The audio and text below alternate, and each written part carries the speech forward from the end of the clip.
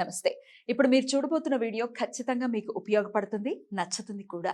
మరి మీకు నచ్చిన విషయం నాకు తెలియాలి అంటే ఈ వీడియోని మీరు లైక్ చేయాలి, షేర్ చేయాలి, అలాగే మన ఛానల్‌ని సబ్స్క్రైబ్ చేయాలి. మీ సపోర్ట్‌ని నాకు అందిస్తారు కదూ!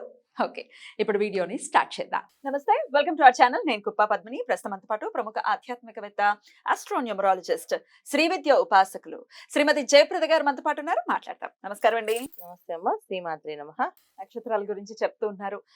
చంద్రుడికి సంబంధించినటువంటి నక్షత్రం హస్త నక్షత్రం దగ్గర ఉన్నాం. మరి హస్త నక్షత్ర జాతకులు ఎలా ఉంటారు?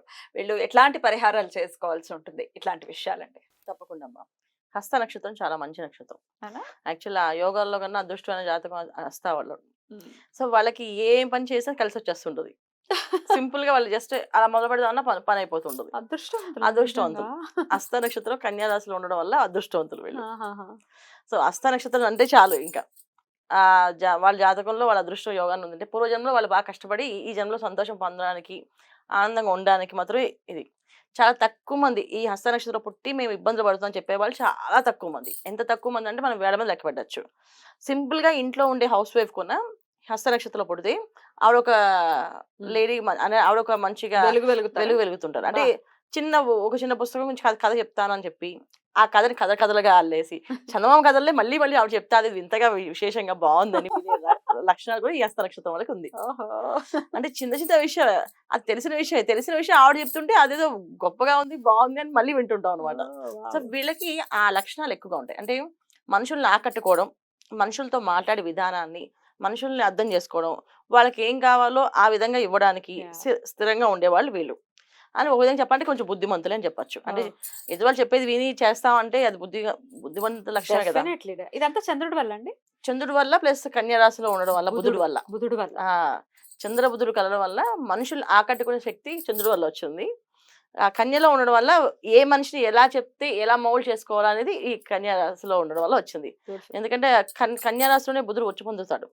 సో అందువల్ల ఏంటంటే ఆ కన్యా రాశిలో ఉన్న వాళ్ళు ప్రతి ఒక్కరు మాటలు ఏదైనా మాట అంటే ఆ మాట అది మనం ఆకర్షణీయంగా వింటూనే ఉంటాం. బాగుంది, బాగా చెప్పారు అని చెప్పేసి విన్న విషయాన్ని మళ్ళీ వాళ్ళు చెప్తే బాగుంటుంది అనిపిస్తుంది. అలాగా బాగుండే విషయాలు. సో హస్త నక్షత్రం వల్ల సింపుల్ గా ఖచ్చితంగా అలాగే ఉంటారు వీళ్ళు. ఎక్కడికైనా అడవిలోకి వెళ్ళి బతికేస్తారు అనమాట. అంటే మాట మంచిదైతే ఊరు మంచిది అవుతుంది అని చెప్తారు కదా.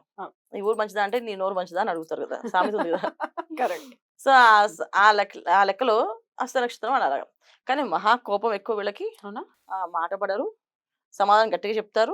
ఇవన్నీ లక్షణాలు ఉన్నాయి. ఇవన్నీ మైనస్ లక్షణాలు వీళ్ళకి. సో ఏదైనా నచ్చలేదు అనుకోండి గట్టిగానే మాట్లాడతారు. దానివల్ల వీళ్ళకి ఇంతకాలం బిల్డ్ చేసిన రిలేషన్ పాడైపోతుంటది. అది కొంచెం కమర్షియల్ గా ఉంటారు. ఎందుకంటే అంటే కమర్షియల్ ఎవరు ఉండరు వీళ్ళ రోజున, ఎవరైనా ఉంటారు. సో కొంచెం వీళ్ళు ముందుగా అంటే వాళ్ళు ఇస్తారని ఎక్స్పెక్ట్ చేసేదానికంటే కన్నా ముందు ఒక మాట అనేసుకుంటే ఏ కూడా ఉండదు కదా అనే ఉద్దేశంతో వీళ్ళు మాట్లాడతారు. దాని విధంగా మనం వాళ్ళని కమర్షియల్ అని అనుకోవచ్చు, లేకపోతే కొంతమంది కమర్షియల్ అనుకుంటారు. నా దృష్టిలో నేను కమర్షియల్ అనుకోను. ఎందుకంటే ముందు జాగ్రత్త పరులు అని చెప్తా. అంత నిష్ఠూరం కంటే అది నిష్ఠూరం మంచిది. సో అందుకే వీళ్ళు ముందు జాగ్రత్త పరులు. సో ఏది ఎంత లాభం అనేది ముందు వాళ్ళు తెలుసుకొని దాని ప్రకారం వాళ్ళు ఒక గోల్ పెట్టుకుని చేస్తారని చెప్తారు.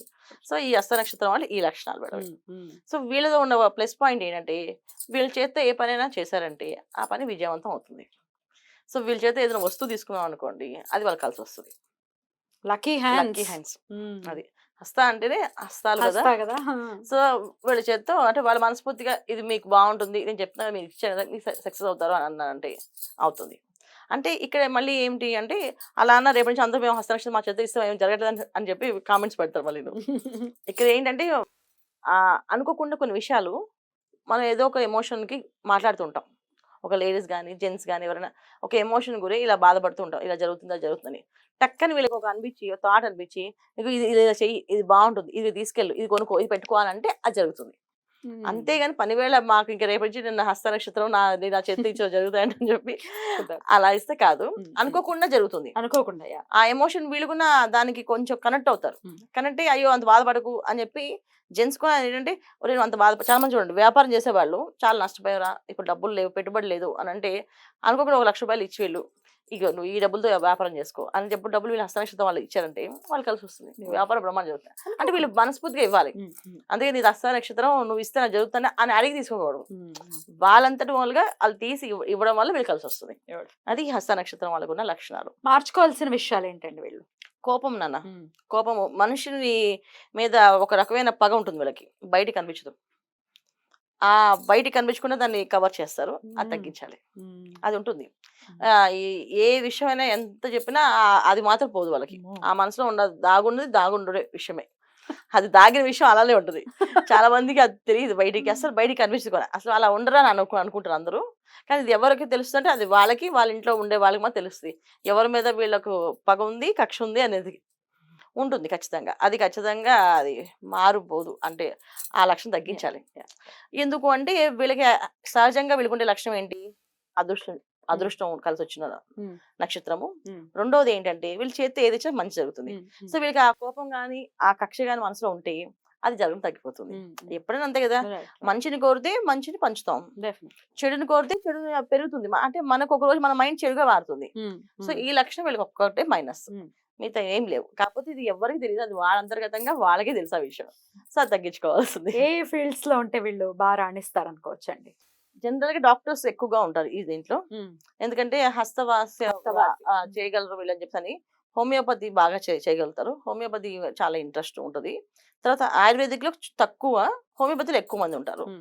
తర్వాత ఇంకెక్కువ ఎక్కడ ఉంటారంటే యాక్టింగ్ ప్రొఫెషన్ లో మంచి యాంకర్స్ గా.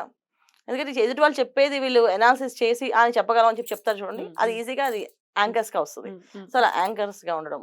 తర్వాత న్యూస్ రీడర్స్ గా మంచిగా చెప్పినట్టు ఉన్నది ఉన్న కంటస్థ. అంటే వీళ్ళకి మెమరీ పవర్ కూడా బాగానే ఉంటుంది. మెమరీ పవర్ చాలా ఎక్కువగా ఉంటుంది. Memory power. సో చదివినట్టే గుర్తుంటుంది. ఎవరికో జాతకంలో లగ్నంలో కొంచెం కుజు రాహువులు పడితే మెమరీ లాస్ కొంచెం ఉంటుంది తప్ప మిగతా అన్ని బాగుంటాయి. సో డెఫినెట్ గా వీళ్ళు చదివినట్టుగా అసలు అనర్గళంగా మాట్లాడేస్తారు. అదొక బెనిఫిట్ మాట. సో వీళ్ళు మంచి అన్నిట్లో వీళ్ళు సాధిస్తారు. వ్యాపారంలో ముందు చూపు ఎక్కువ కనుక ఏ వ్యాపారం ముందు వీళ్ళు ప్లాన్ వేసుకొని ఈ వ్యాపారంలో ఇంత లాభం ఇంత నష్టం అని తెలుసుకుంటే కనుక కలిసి వస్తుంది. సో వీళ్ళకి ఈ ప్లేస్ అని లేదు. వాళ్ళకు ఉండే ఒకే ఒక గుణం ఎదుటి వాళ్ళ మీద శత్రుత్వం. నచ్చలేదు ఒకసారి వాళ్ళ మీద కక్ష వచ్చిందంటే అది బయటకు కనిపించదు. మళ్ళీ వాళ్ళతోటే మాట్లాడతారు, వాళ్ళతోటే తిరుగుతారు, వాళ్ళతోటే ఉంటారు. అసలు అలా మెయింటైన్ చేయడం కష్టం. వాళ్ళు చేయగలుగుతారు. టిపికల్ కదా, చేయగలుగుతారు. కానీ మనసులో మాత్రం ఖచ్చితంగా వాళ్ళ కక్ష ఉంటుంది. ఏదో రోజు టైం వచ్చినప్పుడు సాధిస్తాం వీళ్ళని చెప్పేసి. అమ్మ బాబోయ్, అదొకటి ఉంటుంది. ఇది లక్షణం. చాలా టాలెంట్. రైట్. అయితే వీళ్ళు నిత్యం ఏ దైవారాధనని విశేషంగా చేసుకోవాలండి? గణపతి ఆరాధన. గణపతి చేస్తే సూపర్ వీళ్ళకి.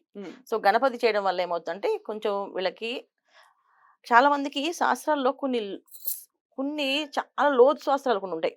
అంటే అది భయపడతారు చదివితే.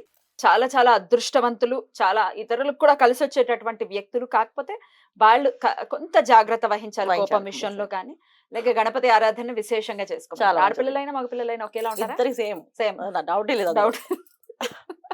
బ్యూటిఫుల్ అండి, చాలా చక్కగా వివరించారు. ఇక నెక్స్ట్ ఎపిసోడ్ లో చిత్తా నక్షత్రం గురించి మాట్లాడతాం తప్పకుండా.